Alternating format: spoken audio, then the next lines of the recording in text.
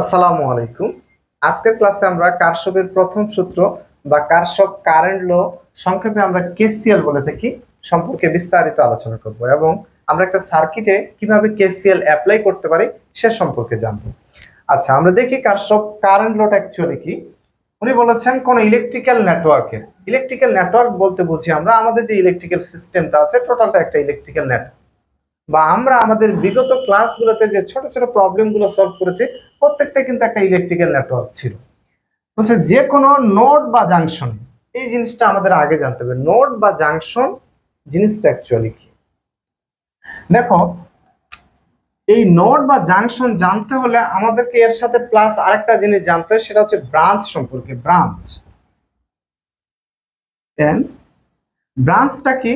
Branch একটা single এলিমেন্টকে represent করে, হতে পারে সেটা একটা ভোল্টেজ সোর্স, একটা কারেন্ট সোর্স, একটা রেজিস্টর বা ক্যাপাসিটর। যেমন আমরা একটা সার্কিট যদি দেখি, মনে করো এটা একটা সার্কিট।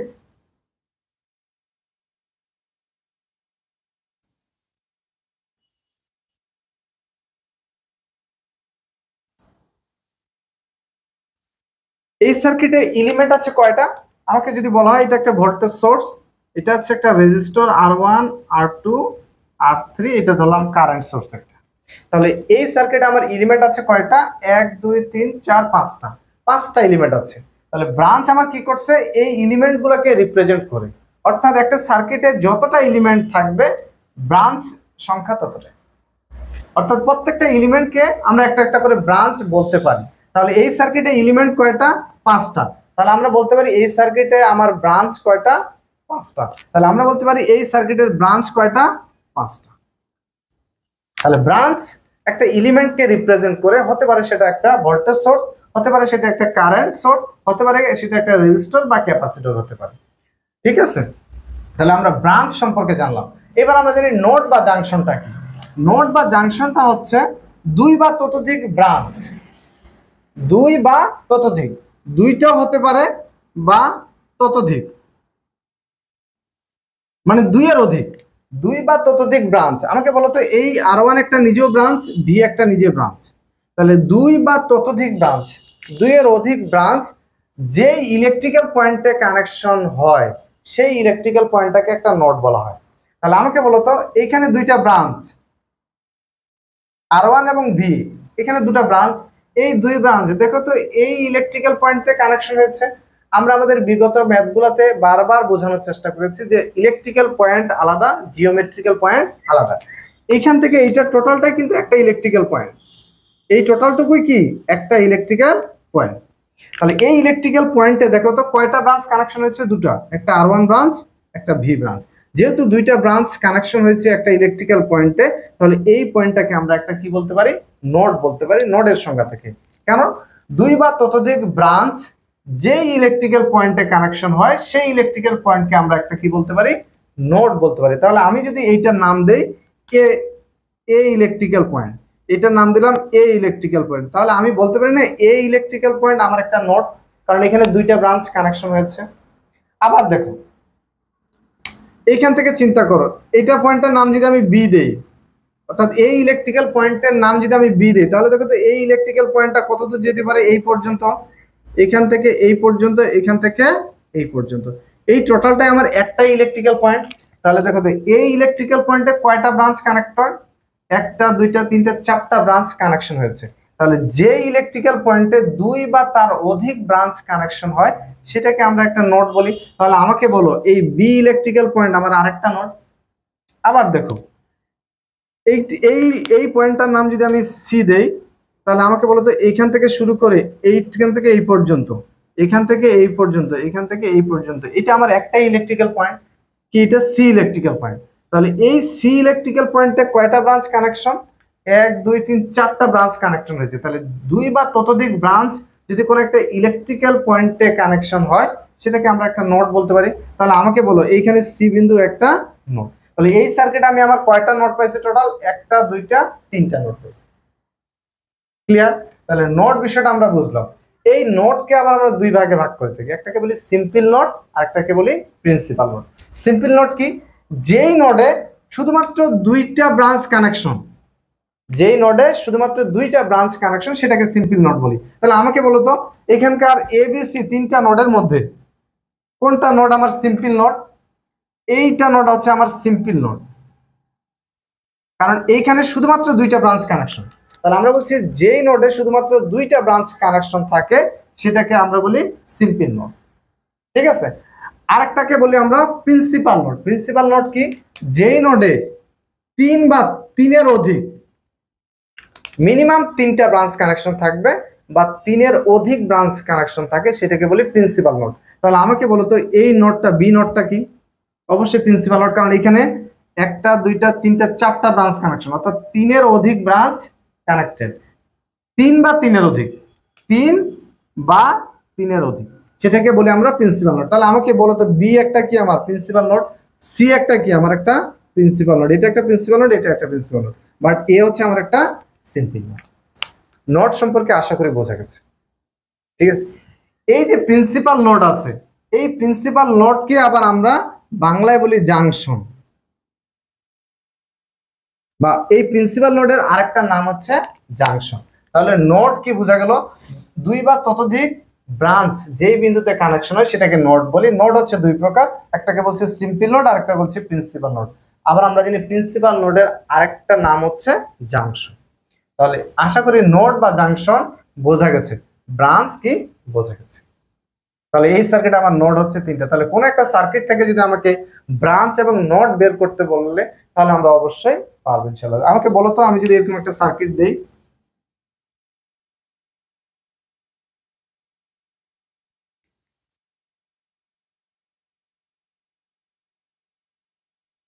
এই একটা সার্কিট দিলাম, মনে করো এটা হচ্ছে ক্যাপাসিটর সি, এটা বললাম R4, এটা ধরলাম R5।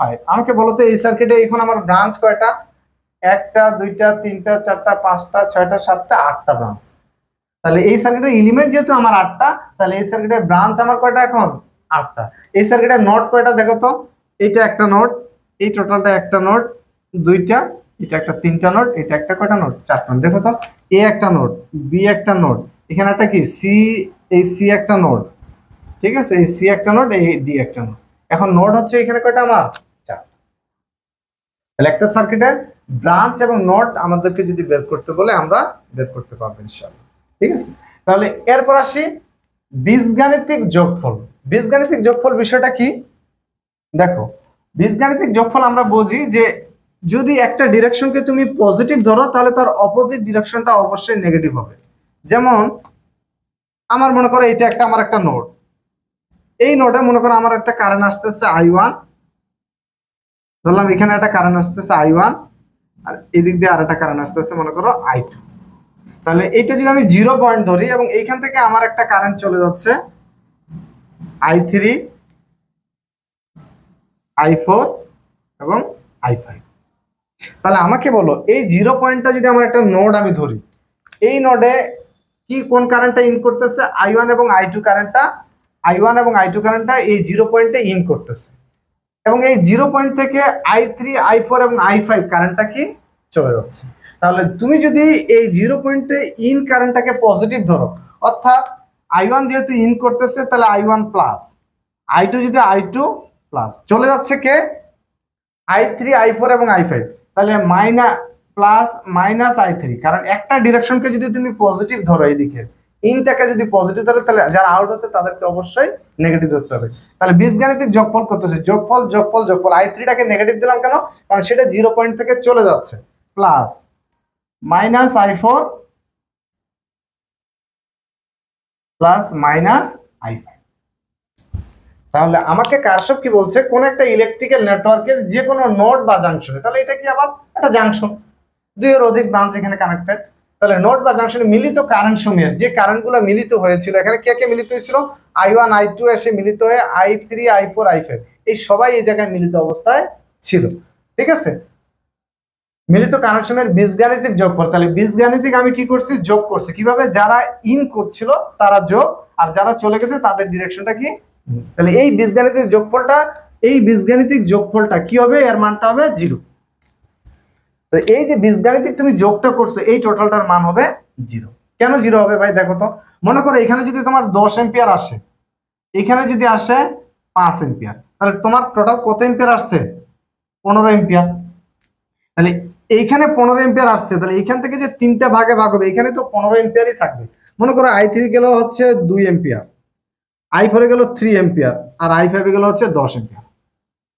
তাহলে তুমি বীজগাণিতিক যোগফল করো এই দুটা যোগ, তাহলে 10 যোগ 5, আর এরা যেহেতু চলে যাচ্ছে তাহলে এই প্লাস মাইনাস এরা কি হবে? মাইনাস হবে। তাহলে -2 -3 -10। দেখো তো এটা যোগ করলে বীজগাণিতিক যোগফল কি হবে? শূন্যই হবে। ঠিক আছে, তাহলে বলছে এদের বীজগাণিতিক যোগফলটা হবে 0। তাহলে আমি যদি ক্যালকুলেশন করি তাহলে i1 প্লাস i2 মাইনাস হবে i3 minus i4 minus i5 equal to 0। এখন যদি আমি মাইনাস গুলোকে ওই পাশে ট্রান্সফার করে দেই তাহলে আমার কি থাকে? দেখো তো i1 plus i2 equal to হচ্ছে i3 plus i4 plus i5। এখান থেকে আমরা আরেকটা কথা বলতে পারি, এই i1 এবং i2 ছিল কি আমার আগত কারেন্ট বা ইন কারেন্ট। তাহলে এই i1 i2 ছিল আমার কি? নোডে আগত কারেন্ট, নোডে আগত কারেন্ট। আর এই i3 i4 i5 কি ছিল? আমার নোড থেকে চলে যাওয়া কারেন্ট, নোড থেকে চলে যাওয়া কারেন্ট,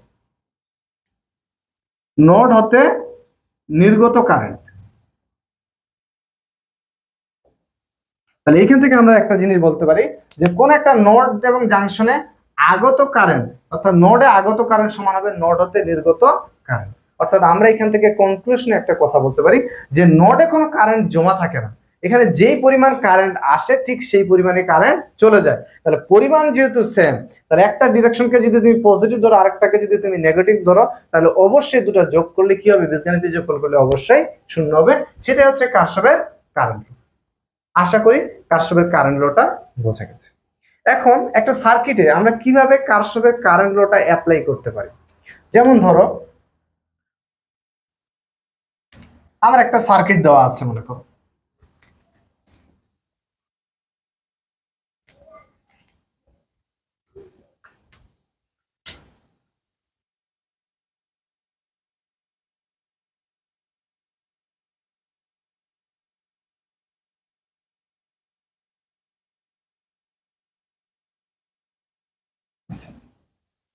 মনে করো আমার একটা সার্কিট দেওয়া আছে, এই সার্কিটে আমি কেসিএল কিভাবে অ্যাপ্লাই করব?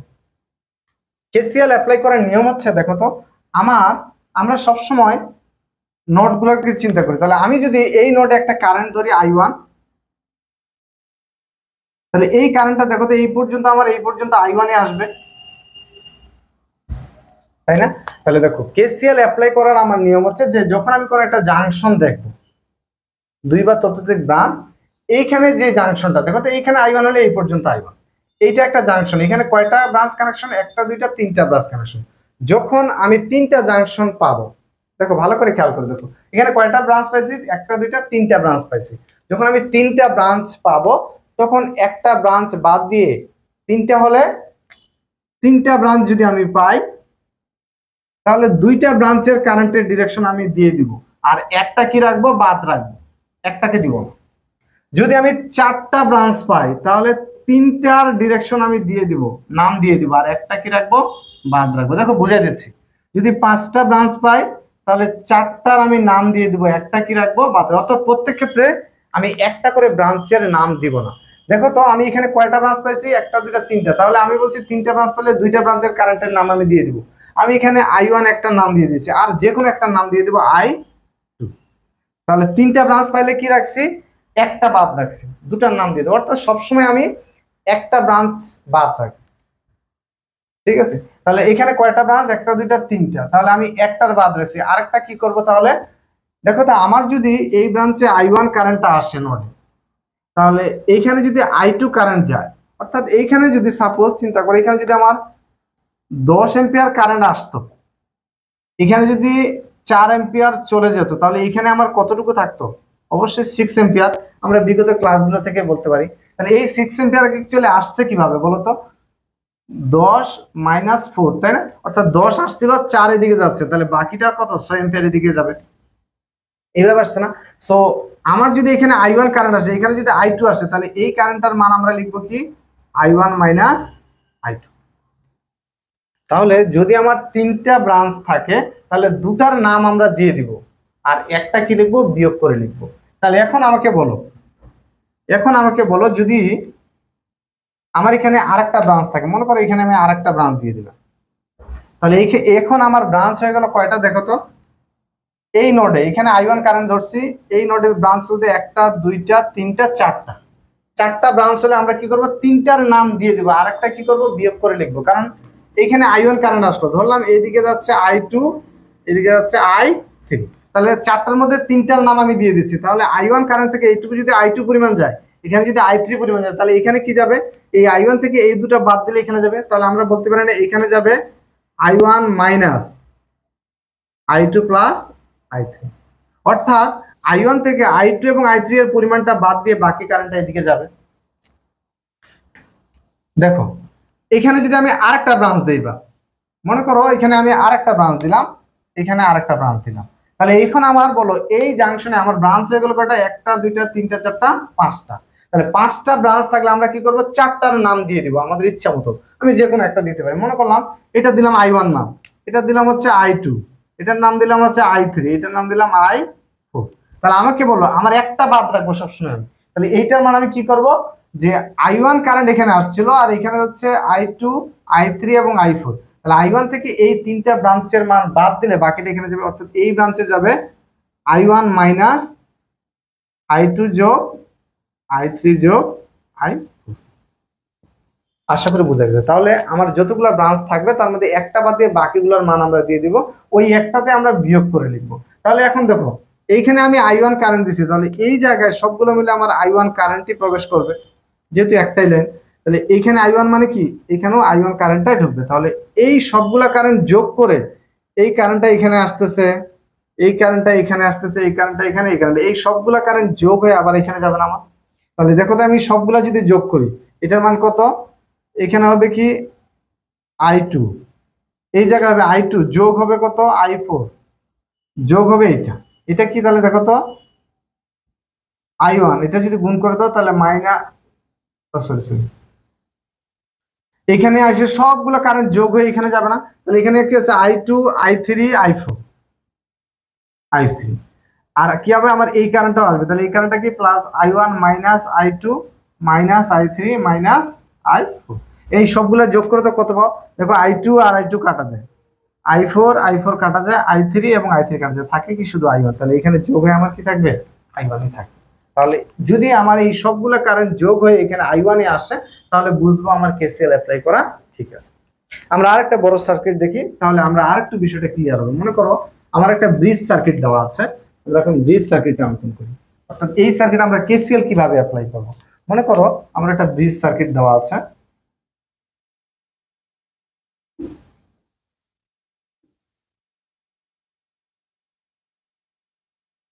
মনে করো এটা আছে 4 ওহম, এটা আছে 2 ওহম, এটা 3 ওহম, ধরলাম 2 ওহম, ধরলাম 1 ওহম, সেরকম একটা ব্রিজ সার্কিট আমার দেওয়া আছে।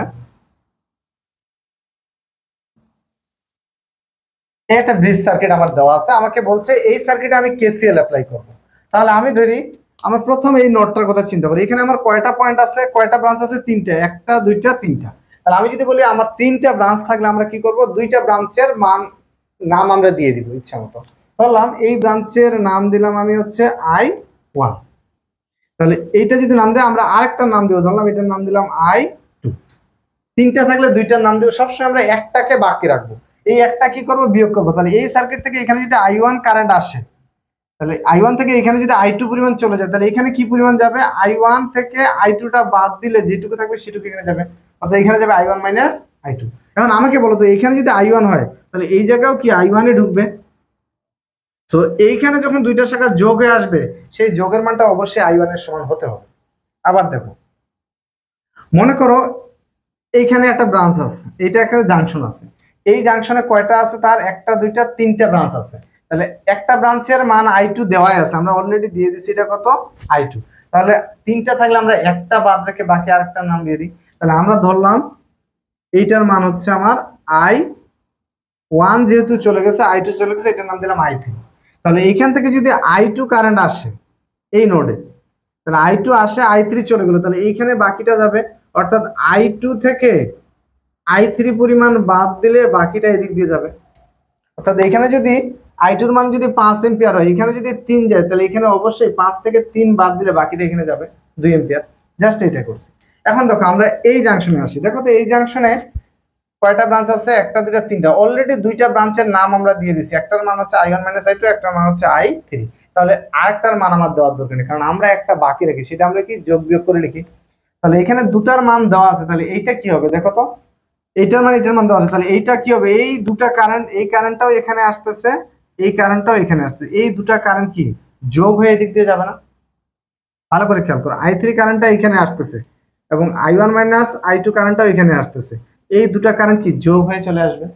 কারণ আমরা তিনটা ব্রাঞ্চ থাকলে দুটার নাম মান দিয়ে দিই, দুটার মান তো অলরেডি দেওয়া আছে, তাহলে আরেকটা কি যোগ বা বিয়োগ করে লিখবো। তাহলে এইটা কি আমার যোগ হয়ে যাবে, তাহলে এখানে আমার যোগ হবে কত? এখানে কারেন্ট আমার যোগ হবে কত? এইটা যোগ এটা, অর্থাৎ I1 - I2 এর সাথে যোগ হবে কি I3। এই তিনটা কারেন্ট যোগ হয়ে এদিক দিয়ে চলে যাবে। আবার দেখো এই নোডে আমার ব্রাঞ্চ কয়টা? একটা, দুইটা, তিনটা। এটার মান তো আমি পরে দিব। তাহলে দেখো তো দুটার মান আমার কি দেওয়াই আছে, তাহলে এইটা কি আমার যোগ হয়ে আসবে, আরেকটা দেওয়া লাগবে না। তাহলে এইটা এবং এইটা যদি এখন তুমি যোগ করো, তাহলে কি হয় দেখো তো, এই দুটা যোগ হয়ে এদিক দিয়ে যাবে। তাহলে I1 - I2 প্লাস I3 এর সাথে যোগ হবে কি I2 - I3। এখন দেখো তো এই I2 এর নেগেটিভ আর I2 এর পজিটিভ কেটে দিতে পারো, I3 এর নেগেটিভ পজিটিভ, I এর নেগেটিভ, তাহলে থাকতেছে কি শুধু I1 থাকতেছে। তাহলে দেখো তো তুমি এখানে ধরছিলা I1, তুমি এখানে KCL অ্যাপ্লাই করো, এই জায়গায় কি আসতে হবে? I1 এ আসতে হবে, কারণ এটা একই লাইন। যদি এখানে I1 ধরো এবং এখানে I1 আসে, তাহলে তোমার KCL অ্যাপ্লাইটা ঠিক আছে। তাহলে KCL অ্যাপ্লাই করব কিভাবে আমরা? যে যদি তিনটা নোড থাকে, দুটার নাম দিয়ে দেবো, আরেকটা কি করবো? যোগ বা বিয়োগ করে লিখবো। এইখানে বিয়োগ করছি আমরা, কারণ এখানে I1 আসে, এখানে একটা চলে যাচ্ছে, তাহলে এখানে বিয়োগ করছি। বাট এখানে দুটা ইন করে এখানে চলে যাচ্ছে, ঠিক আছে? তাহলে এই দুটা যোগ করে এখানে যাবে, ঠিক আছে? সো আমরা তাহলে একটা সার্কিটে KCL এইভাবে অ্যাপ্লাই করবো, ঠিক আছে? আশা করি বোঝা গেছে। ধন্যবাদ সবাইকে। আসসালামু আলাইকুম।